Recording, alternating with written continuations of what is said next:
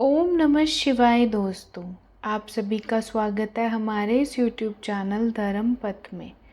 दोस्तों, आज मैं आपको बताऊंगी गणेश चतुर्थी के बारे में कि गणेश चतुर्थी इस साल 2025 में किस तिथि को मनाई जाएगी तथा गणेश जी की स्थापना किस दिन की जाएगी, किस समय उनकी स्थापना करना उचित रहेगा तथा किस समय उनका विसर्जन करना उचित रहेगा। साथ ही मैं आपको गणेश चतुर्थी की कथा भी सुनाऊंगी। तो दोस्तों, चलिए शुरू करते हैं। हिंदू पंचांग के अनुसार भाद्रपद मास में आने वाली शुक्ल पक्ष की चतुर्थी तिथि को गणेश चतुर्थी का पर्व मनाया जाता है। दोस्तों, 2025 में हिंदू पंचांग के अनुसार भाद्रपद मास की चतुर्थी तिथि की शुरुआत 26 अगस्त को दोपहर 1:54 से होगी। वहीं इसका समापन 27 अगस्त को दोपहर 3:44 पर होगा। पंचांग को देखते हुए गणेश चतुर्थी का पर्व 27 अगस्त को शुरू होगा और इसी दिन गणेश जी की स्थापना की जाएगी। क्योंकि कोई भी पर्व या कोई भी तिथि हम सूर्य उदय में ही मनाते हैं, इसलिए हम गणेश चतुर्थी का पर्व 27 अगस्त को ही मनाएंगे और गणेश जी की स्थापना भी 27 अगस्त को ही की जाएगी।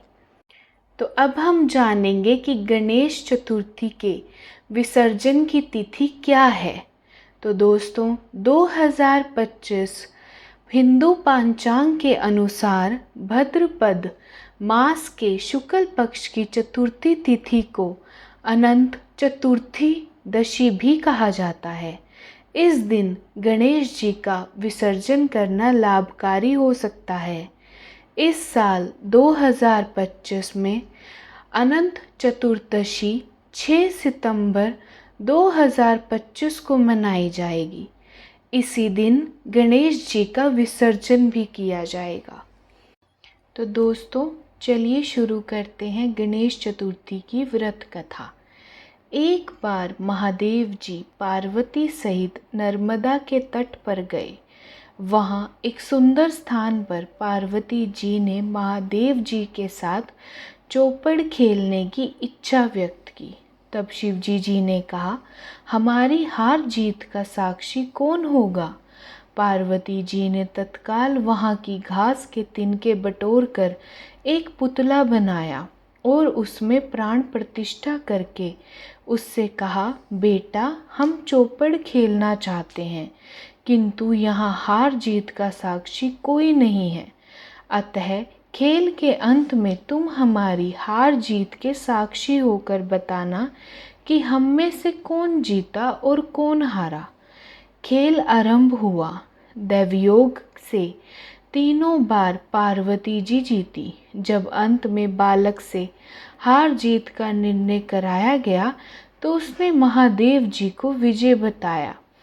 परिणामतः पार्वती जी ने क्रोधित होकर उसे एक पांव से लंगड़ा होने और वहां से कीचड़ में पड़ा रहकर दुख भोगने का श्राप दे दिया। बालक ने विनम्रता पूर्वक कहा, माँ, मुझसे अज्ञावश ऐसा हो गया है। मैंने किसी कुटिलता या देश के कारण ऐसा नहीं किया। मुझे क्षमा करें तथा श्राप से मुक्ति का उपाय बताएं। तब ममता रूपी माँ को उस पर दया आ गई और वे बोली, यहाँ नाग कन्याएं गणेश पूजन करने आएंगी। उनके उपदेश से तुम गणेश व्रत करके मुझे प्राप्त करोगे। इतना कहकर वे कैलाश पर्वत पर चली गई। 1 वर्ष बाद श्रावण में नाग कन्याएं गणेश पूजन के लिए आई। नाग कन्याओं ने गणेश व्रत करके उस बालक को भी व्रत की विधि बतलाई। तत्पश्चात बालक ने 12 दिन तक श्री गणेश जी का व्रत किया। तब गणेश जी ने उसे दर्शन दे के कहा, मैं तुम्हारे व्रत से प्रसन्न हूँ, मनवांछित वर मांगो। बालक बोला, भगवन, मेरे पाँव में इतनी शक्ति दे दो कि मैं कैलाश पर्वत पर अपने माता पिता के पास पहुंच सकूं और वे मुझ पर प्रसन्न हो जाएं। गणेश जी तथास्तु कहकर अंतर ध्यान हो गए। बालक भगवान शिव के चरणों में पहुंच गया। शिवजी जी ने उससे वहां तक पहुंचने के साधन के बारे में पूछा। तब बालक ने सारी कथा शिवजी जी को सुना दी। उसी दिन से अप्रसन्न होकर पार्वती जी शिवजी जी से भी विमुख हो गई थी। तद उपरांत भगवान शंकर ने भी बालक की तरह 21 दिन पर्याप्त श्री गणेश जी का व्रत किया, जिसके प्रभाव से पार्वती जी के मन में स्वयं महादेव जी से मिलने की इच्छा जागृत हुई। वे शीघ्र ही कैलाश पर्वत पर आ पहुंची। वहां पहुंचकर पार्वती जी ने शिवजी जी से पूछा, भगवन, आपने ऐसा कौन सा उपाय किया जिसके फलस्वरूप मैं आपके पास भागी भागी आ गई हूँ। शिवजी जी ने गणेश व्रत का इतिहास उन्हें कह दिया। तब पार्वती जी ने अपने पुत्र कार्तिकेय से मिलने की इच्छा से 21 दिन पर्याप्त 21-21 की संख्या में दूबरा, पुष्प तथा लड्डुओं से गणेश जी का पूजन किया। 21वें दिन कार्तिकेय स्वयं ही पार्वती जी से मिलने आ गए। उन्होंने भी माँ से मुख से इस व्रत का महात्म सुनकर व्रत किया। कार्तिकेय ने यही व्रत विश्वामित्र जी को बताया। विश्वामित्र जी ने व्रत करके गणेश जी से जन्म से मुक्त होकर ब्रह्म ऋषि होने का वर मांगा। गणेश जी ने उनकी मनोकामना पूर्ण कर दी। ऐसे हैं श्री गणेश जी, जो सबकी मनोकामनाएं पूर्ण करते हैं। दोस्तों, यहाँ पर श्री गणेश चतुर्थी की पहली व्रत कथा पूर्ण होती है। अब हम दूसरी कथा सुनेंगे। एक बार महादेव जी स्नान करने के लिए भोगावती गए। उनके जाने के पश्चात पार्वती जी ने अपने तन के मैल से एक पुतला बनाया और उसका नाम गणेश रखा। पार्वती जी ने उससे कहा, हे पुत्र, तुम एक मुग्धल होकर द्वार पर बैठ जाओ, मैं भीतर जाकर स्नान कर रही हूँ। जब तक मैं स्नान ना कर लूँ तब तक तुम किसी भी पुरुष को भीतर मत आने देना। भोगावती में स्नान करने के बाद जब भगवान शिव जी आए तो गणेश ने उन्हें द्वार पर रोक लिया। इससे शिवजी जी ने अपना अपमान समझा और क्रोधित होकर उनका सिर धड़ से अलग करके भीतर चले गए। पार्वती जी ने उन्हें नाराज देखकर समझा कि भोजन में विलंब होने के कारण महादेव जी नाराज हैं। इसलिए उन्होंने तत्काल 2 थालियों में भोजन परोसकर शिवजी जी को बुलाया।